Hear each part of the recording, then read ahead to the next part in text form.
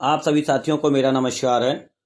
दोस्तों, आप जानते हैं पूरे प्रदेश में शिक्षकों की पदोन्नति की प्रक्रिया गतिमान है और विभिन्न जनपदों में वरिष्ठता सूची बनाई जा रही है। लेकिन यहाँ पर एक प्रश्न या एक सवाल शिक्षकों के द्वारा भी किया जा रहा है और विभिन्न जनपदों के बीएसए महोदय द्वारा भी सचिव महोदय से यह सवाल किया जा रहा है कि शिक्षकों की वरिष्ठता का आधार क्या होगा, किस आधार पर इनकी वरिष्ठता सूची बनाई जाएगी। इस संबंध में सचिव महोदय ने अपना स्पष्ट आदेश जारी कर दिया है। आज के वीडियो में हम यही देखेंगे कि उन्होंने वरिष्ठता का आधार क्या बताया है और इसके अलावा जो अनंतिम सूची प्रकाशन की बात हो रही है, जो मानव संपदा पोर्टल पर वरिष्ठता सूची आप देख सकते हैं, उसकी तिथि को भी बढ़ा दिया गया है। तो आइए शुरू करते हैं इस वीडियो को। इस आदेश में प्रेषक सचिव उत्तर प्रदेश बेसिक शिक्षा परिषद प्रयागराज, ये आदेश है प्रताप सिंह बघेल जी का। सेवा में समस्त जिला बेसिक शिक्षा अधिकारी उत्तर प्रदेश। अगर दिनांक की बात की जाए तो ये 19 तारीख का आदेश है, 19/2/2023 का। और इसका विषय जो अंकित है वह उत्तर प्रदेश बेसिक शिक्षा परिषद के अधीन संचालित जूनियर बेसिक विद्यालयों में कार्यरत शिक्षक शिक्षिकाओं की पदोन्नति के संबंध में। एक बात मैं आपको स्पष्ट कर दूं, जो जूनियर बेसिक विद्यालय की बात हो रही है, आपके पीएस की बात हो रही, कक्षा 1 से 5 तक की, उन्हीं पर यह संदर्भ लागू होगा। महोदय, आगे देखते हैं। महोदय, इसमें 31/1/2023 के संदर्भ ग्रहण करने की बात कही गई है, जिसके द्वारा समस्त जिला बेसिक शिक्षा अधिकारियों को समय सारणी के अनुसार कार्रवाई हेतु निर्देश दिए गए थे। परिषद द्वारा प्रेषित निर्देश के क्रम में कतिपय जिला बेसिक शिक्षा अधिकारियों द्वारा ज्येष्ठता निर्धारण के संबंध में प्रतीक्षा की जा रही है। दिनांक 20 फरवरी 2023 तक अंतिम ज्येष्ठता सूची प्रकाशित किए जाने के निर्देश परिषद द्वारा दिए गए थे। उत्तर प्रदेश बेसिक शिक्षा नियमावली 1981 अद्यतन संशोधित के नियम 22 के अनुसार परिषद के अधीन संचालित जूनियर बेसिक विद्यालयों में वरिष्ठता सूची निम्नवत तैयार की जाएगी। अब हम देखते हैं कि इसमें जो वरिष्ठता बनेगी उसके नियम क्या होंगे, उसकी शर्तें क्या होंगी और किस हिसाब से वह कार्य करेगा, उस पर फोकस करते हैं। नियम 22 का पहला पार्ट है, किसी संवर्ग में किसी अध्यापक की ज्येष्ठता मौलिक रूप से उसकी नियुक्ति दिनांक से अवधारित की जाएगी। यहाँ पर नियुक्ति तिथि दिया गया है। जो नियुक्ति दिनांक है, जो पहली बार आपको नियुक्ति लेटर मिलता है, उस पर दाईं ओर ऊपर की तरफ नियुक्ति तिथि लिखी होती है या नियुक्ति का दिनांक लिखा होता है। जो डेट पत्र में ऊपर की तरफ राइट हैंड पे होती है, वही होती है, वह पत्र जारी किया जाता है। जो ये आपकी नियुक्ति तिथि होती है, यहाँ पर एक चीज मैं और स्पष्ट कर रहा हूँ, एक होती है नियुक्ति तिथि और एक होती है विद्यालय में कार्यभार ग्रहण तिथि। इस नियुक्ति पत्र को लेकर जब अभ्यर्थी विभाग से प्राप्त करके अपने विद्यालय में जाता है और विद्यालय में कार्यभार ग्रहण करता है, तो जिस दिनांक में विद्यालय में कार्यभार ग्रहण करते हैं वह होती है आपकी विद्यालय में कार्यभार ग्रहण तिथि।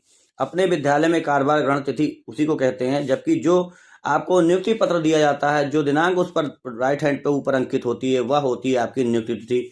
बिल्कुल ही स्पष्ट हो गया होगा। अब आपको क्लियर हो गया होगा कि उसी नियुक्ति तिथि के आधार पर आपकी ज्येष्ठता सूची बनेगी, ना कि आपके द्वारा विद्यालय में कार्यभार ग्रहण करने की तिथि से।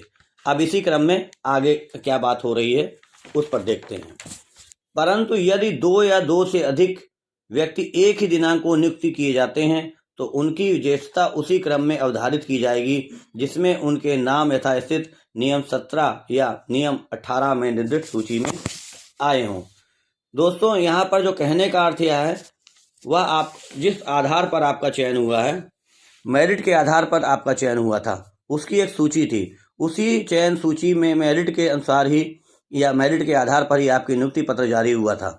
जो आपको नियुक्ति पत्र मिला होगा, एक साथ सैकड़ों लोगों को नियुक्ति एक ही दिनांक में नियुक्ति दिनांक एक पत्र में सैकड़ों लोग होंगे, उनका नियुक्ति दिनांक बिल्कुल सेम होगा। तो यहाँ पर जो वरिष्ठता का निर्धारण होगा, जो आपकी चयन सूची भी उसी चयन सूची के क्रमांक के आधार पर हुआ होगा। जैसे किसी व्यक्ति का चयन सूची में पहले क्रमांक पर नाम था, वह उस दिनांक में वरिष्ठ होगा, और उसके बाद नियुक्ति का नाम दूसरे स्थान पर होगा, वह पहले वाले से कनिष्ठ हो जाएगा। तीसरे क्रमांक पर अंकित नाम दूसरे वाले से कनिष्ठ होगा।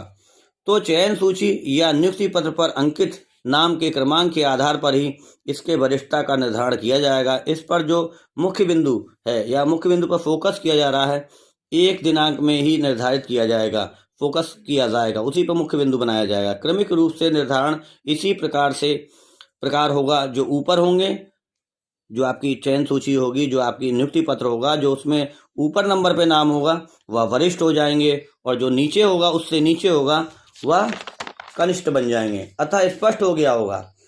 यहाँ पर एक बात और क्लियर कर दूं कि विद्यालय में कार्यभार ग्रहण करने की तिथि होगी, वह इसमें आपकी वरिष्ठता अब निर्धारित नहीं होगी। अब इससे आपकी वरिष्ठता का कोई मतलब नहीं है, कोई अर्थ नहीं है। आगे देखते हैं, एक टिप्पणी दी गई है, उस टिप्पणी को देख लेते हैं। टिप्पणी कहती है, टिप्पणी 1, सीधी भर्ती द्वारा चयन किया गया कोई अभ्यर्थी अपनी ज्येष्ठता खो सकता है यदि किसी रिक्त पद का उसे प्रस्ताव किए जाने पर वह विधि मान्य कारणों के बिना कार्यभार ग्रहण करने में विफल रहे हैं, किसी विशिष्ट मामले में या किसी विशिष्ट मामले के कारण विद्यमान है या नहीं, इसके संबंध में विनिश्चय नियुक्ति प्राधिकारी द्वारा ही किया जाएगा। कहने का अर्थ क्या है, इसे समझने का हम लोग प्रयास करते हैं। कहने का अर्थ यह है कि जो भी कैंडिडेट है या जो भी अभ्यर्थी है किसी भी कारण से अपनी ज्येष्ठता को खोते हैं, अपनी सीनियरिटी को खोते हैं, तो इसका निर्धारण बाद में किया जाएगा। जो नियुक्ति प्राधिकारी होगा या बीएसए महोदय या बीएसए सर होंगे, वह देखेंगे कि इनकी ज्येष्ठता है वह किस आधार पर खोई है। यदि यह सही पाया जाता है तो ज्येष्ठता उनकी ज्येष्ठता पर अधिकार नहीं बनता है, तो वह कनिष्ठ हो जाएंगे। यदि विधिमान कारणों से उसकी ज्येष्ठता न्यायसंगत है तो नियुक्ति प्राधिकारी ही इसका निर्धारण करेंगे या इसको तय करेंगे। इसके बाद अगले बिंदु को देखते हैं। अगला बिंदु कहता है, किसी अध्यापक को जिसे नियम 21 के उपबंधों के अनुसार एक स्थानीय क्षेत्र से दूसरे स्थानीय क्षेत्र में स्थानांतरित किया गया है, ज्येष्ठता में उसका नाम स्थानांतरण का आदेश जारी किए गए दिनांक को उस स्थानीय क्षेत्र में जिसमें उसका स्थानांतरण किया गया है संबंधित तत् स्थानीय वर्ग के श्रेणी में अध्यापकों की सूची में सबसे नीचे रखा जाएगा। ऐसा व्यक्ति किसी प्रतिकर का हकदार नहीं होगा। यहाँ पर दोस्तों यह दूसरा बिंदु अंतरजनपदीय स्थानांतरण पर बिल्कुल ठीक बैठता है। यहाँ पर बताया जा रहा है कि स्थानांतरण का आदेश जिस दिनांक में जारी हुआ है उसी को यहाँ पर आधार माना जा रहा है। यदि कोई शिक्षक किसी अन्य जनपद में कार्य कर रहा है और ट्रांसफर पाकर किसी नए जनपद में जाता है, जो उसके स्थानांतरण के आदेश हुआ है उस पर जो दिनांक अंकित है वही दिनांक यहाँ पर वरिष्ठता को निर्धारित की जाएगी। जो आपका स्थानांतरण का जो दिनांक है वह नए जनपद में जो दिनांक होगा, यदि किसी शिक्षक ने नवीन जनपद में ज्वाइन कर लिया है या इससे पूर्व में ज्वाइन कर लिया है, तो जो पूर्व में ज्वाइन कर दिया उसके बाद जो पहुंचेंगे, इससे पूर्व में ज्वाइन कर लिया है, उसमें आप कनिष्ठ माने जाएंगे या आप कनिष्ठ हो जाएंगे। कहने का अर्थ यह है, जो स्थानांतरण पत्र में दिनांक है उस डेट तक कितने शिक्षकों ने ज्वाइन कर लिया उसके नीचे आप आएंगे, मतलब सभी शिक्षकों से आप कनिष्ठ हो जाएंगे। यहाँ पर अंतरजनपदीय शिक्षकों के निर्धारण के संबंध में स्पष्ट हो गया होगा। जितने भी अंतरजनपदीय शिक्षक आएंगे उनके स्थानांतरण आदेश पर जो डेट अंकित होगी वही उनका ज्येष्ठता का आधार होगा, वही उनकी ज्येष्ठता का प्रमाण होगा। नए जनपद में वही उनकी नियुक्ति तिथि मानी जाएगी। नेक्स्ट इसके बाद देखते हैं, बेसिक शिक्षा परिषद कार्यालय के पत्रांक दिनांक 31/1/2023 द्वारा अनंतिम ज्येष्ठता सूची को राष्ट्रीय सूचना विज्ञान केंद्र उत्तर प्रदेश लखनऊ द्वारा विकसित पोर्टल पर दिनांक 20/2/2023 तक प्रकाशित किए जाने के निर्देश दिए गए थे, जिसे अब 27/2/2022 तक बढ़ाया गया है। जो पोर्टल पर एनआईसी के पोर्टल पर जो आप अपनी ज्येष्ठता सूची देखते, वरिष्ठता सूची देखते, उसकी डेट 20 तारीख थी, 20 फरवरी, जिसे अब बढ़ाकर 27 फरवरी कर दिया गया है। नेक्स्ट देखते हैं, किंतु पदोन्नति के संबंध समस्त कार्रवाई दिनांक 30 अप्रैल 2023 तक पूर्ण की जाएगी। संशोधित समय सारणी पृथक से जारी की जाएगी। अब देखते हैं, अतः स्पष्ट हो गया होगा कि पदोन्नति की जो कार्रवाई का दिनांक है उसमें कोई परिवर्तन नहीं किया गया है। 30 अप्रैल को ही यह पूर्ण होगा। सारे कार्य 30 अप्रैल तक पूर्ण हो जाएंगे और इसके लिए समय सारणी पृथक से जारी की जाएगी। इस आदेश का सार या इस आदेश की समरी की बात करें तो शिक्षकों की जो पदोन्नति होनी है उसमें ज्येष्ठता का आधार उसकी नियुक्ति तिथि होगा, ना कि विद्यालय कार्यभार तिथि। यह पहले नंबर की बात हो गई। यहाँ पर नंबर 2, यहाँ पर अंतर्जनपदीय की बात करते हैं। यहाँ पर अंतर्जनपदीय मामलों की बात करें तो जिस जनपद में शिक्षक नवीन जनपद में आता है या जिस जनपद से शिक्षक नवीन जनपद में आता है और जो स्थानांतरण का आदेश होता है उस पर जो दिनांक अंकित होती है, जब आदेश निर्गत होता है वही डेट जो उस पर उसके पत्र पर पड़ी है वही हमारे जनपद में या नवीन जनपद में उसकी नियुक्ति का आधार होगा। नियुक्ति तिथि उसी से आधार माना जाएगा और इसी आधार पर उसकी ज्येष्ठता का निर्धारण होगा नवीन जनपद में। तीसरी बात, जो वरिष्ठता सूची का प्रकाशन एनआईसी के पोर्टल पर होना था 20/2/2023 के अंतर्गत होना था, अब उसे बढ़ाकर 27 मार्च 2023 कर दिया गया है।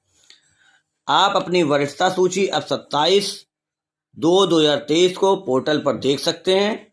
अगर आपको या मेरी वीडियो पसंद आई हो और जो हमारे नए साथी इस वीडियो पे पहली बार आए हों वह उसे सब्सक्राइब करें और बाकी सारे के सारे हमारे साथी इस वीडियो को लाइक करें, शेयर करें। Thank you very much. जय हिंद।